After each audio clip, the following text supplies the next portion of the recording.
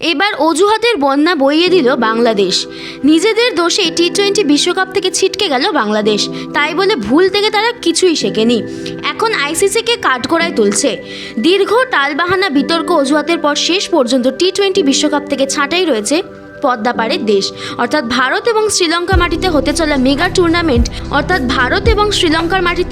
Mega টুর্নামেন্টে লিটন দাসের এবার আর দেখা যাবে না।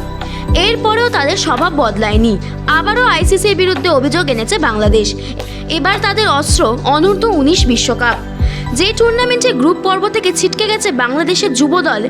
এরপরেই তারা বিশ্ব ক্রিকেটের নিয়ামক সংস্থা বিরুদ্ধে অভিযোগ ডালি খুলেছে বাংলাদেশ। সেমিফাইনালে উঠতে না পেরে আত্মসমীক্ষায় না গিয়ে বাংলাদেশের game development coordinator Habibul Bashar অভিযোগ করেন, আইসিসি তাদের জন্য ব্যস্ত ক্রিয়াসূচি তৈরি করেছিল, যার প্রভাব দলের উপর পড়েছে। সংবাদ মাধ্যমকে দেওয়া এক সাক্ষাৎকারে বাশার বলেন, হঠাৎ করে সূচি বদলে দেওয়া হয়েছিল, আমাদের এই ব্যাপারে কোনো রকম বার্তা দেওয়া হয়নি।